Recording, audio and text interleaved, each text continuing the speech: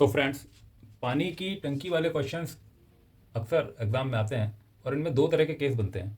आज हम दोनों तरह के केस यहाँ पे डिस्कस करेंगे।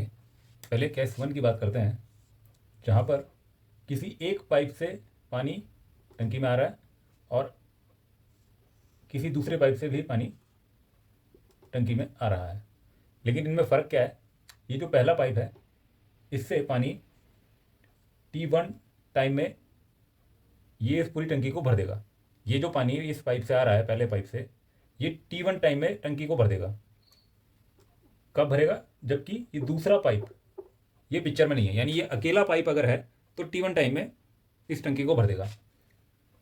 और अगर ये पाइप ना हो, केवल ये सेकंड वाला पाइप हो, तो T2 टाइम में ये सेकंड वाला पाइप इस पूरी टंकी को भर देगा। और एग्ज़ाम में हमसे पूछा जाता है कि अगर ये दोनों पाइप एक साथ हैं तो ये कितने समय में इस टंकी को भर देंगे। तो देखिए, इस केस में जो टोटल टाइम है, टोटल टाइम मतलब जब दोनों पाइप से पानी आ रहा है तो टंकी कितने टाइम में भरेगी, वो अगर टोटल टाइम को मैं टी बोलूँ तो वो टी जो है वो उसको फाइंड आउट करने का फॉर्मूला ये है 1/T1 + 1/T2। इन दोनों को अगर ऐड करें तो ये जो सम होगा ये 1/T के इक्वल होगा। और ये टी वो टाइम है जब ये दोनों पाइप एक साथ टंकी को भरेंगे, तो टी टाइम में पानी इस टंकी में भर देंगे। अब बात करते हैं सेकंड केस की। सेकंड केस में क्या होगा कि ये जो टंकी है, इस टंकी में एक पाइप पानी भर रहा है और वो इस टंकी को पूरा भर देगा कितने? T1 समय में। और अगर इस टंकी से कोई दूसरा पाइप यहाँ से निकाल दिया जाए जो कि इस टंकी को खाली कर रहा है, ठीक है, जब ये पाइप नहीं हो यानी टंकी पूरी भरी हुई है, तब ये पाइप T2 समय में टंकी को पूरी खाली कर देगा। टंकी अगर पूरी भरी है तो T2 समय में ये वाला पाइप इस टंकी को पूरा खाली कर देगा। और अगर जो पहला पाइप था वो भी हो पिक्चर में और ये भी पिक्चर में हो, यानी ये टंकी को T1 टाइम में भरे और ये टंकी को T2 टाइम में खाली करे, तो टंकी भरेगी या खाली होगी। उस केस में इफेक्टिव टाइम कैसे निकलेगा? 1/T = 1/T1 - 1/T2। अब यहाँ पे देखना ये होगा, अगर ये पाइप, ये वाला जो पाइप है, अगर ये ज़्यादा फ्लो दे रहा है, ज़्यादा बड़ा पाइप है, तो ये टंकी में ज़्यादा पानी देगा। और ये छोटा पाइप है तो यहाँ से पानी कम निकलेगा। तो उस केस में क्या होगा? टंकी भरेगी, ये पानी निकलता रहेगा लेकिन ये कम निकल रहा है, और ये ज़्यादा आ रहा है तो टंकी भरेगी। तो उस केस में टंकी के भरने का टाइम के लिए हम ये फॉर्मूला लगा देंगे। और अगर मान लीजिए T2 वाला जो पाइप है वो अगर ज़्यादा बड़ा है और T1 वाला छोटा है, तो टंकी खाली होने लग जाएगी। तो उस केस में भी फॉर्मूला यही रहेगा। अब ये फॉर्मूला बना कैसे, ये रिलेशन बना कैसे, ये जो दो रिलेशन बने हैं, किसी भी क्वेश्चन को सॉल्व करने के लिए आपको बस ये दो फॉर्मूले याद रखने हैं। इन दो फॉर्मूलों से आप किसी भी क्वेश्चन को सॉल्व कर सकते हैं। बस आपको कंडीशन आइडेंटिफाई करनी होगी कि क्या दोनों पाइप से पानी आ रहा है, किसी भी दो सोर्स से अगर पानी आ रहा है, उनमें उनका टाइम T1 और T2 है टंकी को भरने का, तो फॉर्मूला ये लगेगा। और किसी भी सोर्स से पानी आ रहा है और दूसरे सोर्स से पानी जा रहा है, तो टंकी के भरने या खाली होने के लिए फॉर्मूला ये लगेगा। ठीक है, अब ये फॉर्मूला बना कैसे, इस पर डिस्कशन कर लेते हैं। देखिए, जब इस टंकी में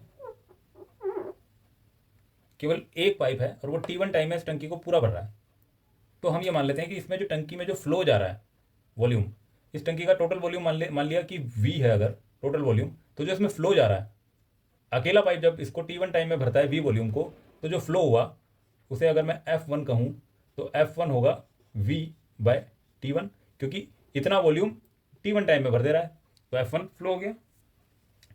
अगर मैं इस पाइप को हटा दूं और दूसरा पाइप लगा दूं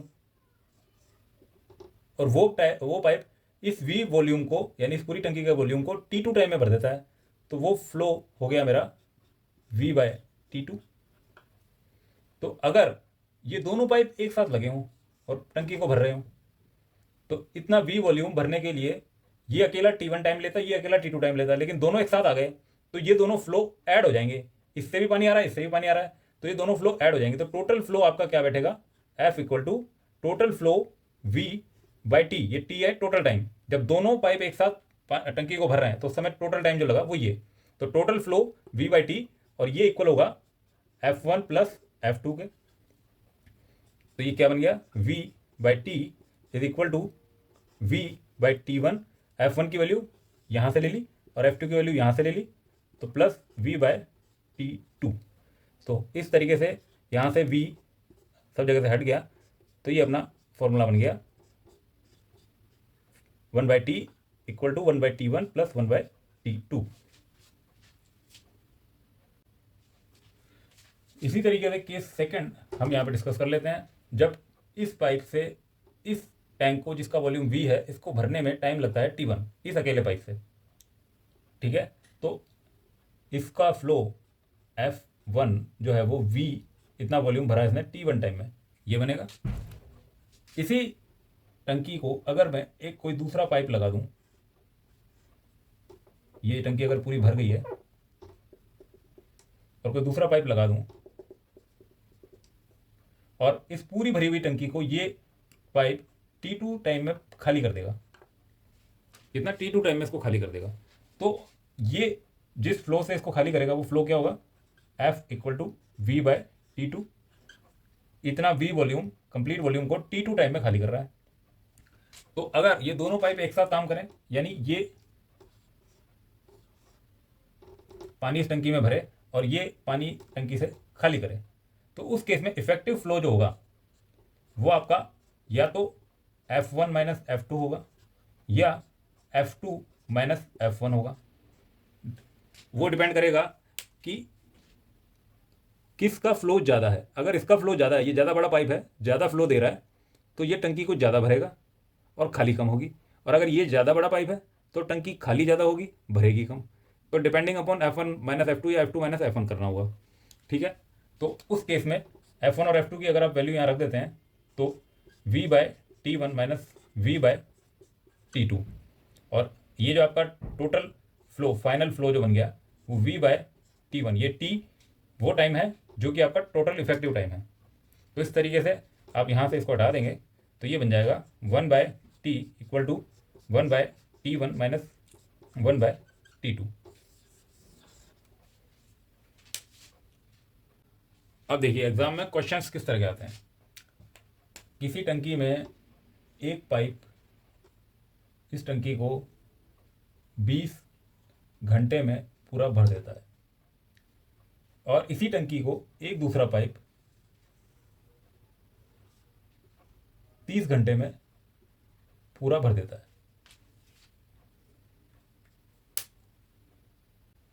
देखिए एग्जाम में क्वेश्चंस किस तरह के आते हैं। एक टंकी को एक पाइप 20 घंटे में पूरा भर देता है, और इसी टंकी को एक दूसरा पाइप 30 घंटे में पूरा भर देता है। टंकी एक ही है, इस टंकी को एक पाइप 20 घंटे में पूरा भरता है और दूसरा पाइप 30 घंटे में इसको पूरा भर देता है। तो अगर ये दोनों पाइप इस टंकी पे, अगर ये दोनों पाइप एक साथ काम करें, एक साथ इस टंकी को भरें, तो ये इसे कितनी देर में भर देंगे। तो जो फॉर्मूला हमने स्टडी किया कि total time is equal to 1/T1, पहला पाइप जितने टाइम में भर रहा है, प्लस 1/T2, दूसरा पाइप जितनी देर में इस टंकी को भर रहा है। अब देखिए 1/T1 कितना है, 20 घंटे, प्लस T2 कितना है, 30 घंटे। अब इन दोनों को सॉल्व कर लीजिए, इनका एलसीएम हो गया 60, ये हो गया 3 और ये हो गया 2, तो ये हो गया 5/60। अब ये 5/60 जो वैल्यू आई है वो किसकी वैल्यू आई है, 1/T1 की। 5/60 को मैं लिख सकता हूँ 1/12। 1/T1 equal to 1/12। यहाँ पे ये गलती मत कीजिएगा कि ये हमारा आंसर आ गया, ये आंसर नहीं है, ये है 1/T1। हमसे क्या पूछा है, टोटल टाइम, तो टोटल टाइम होगा T। तो T कितना है, 12 घंटे।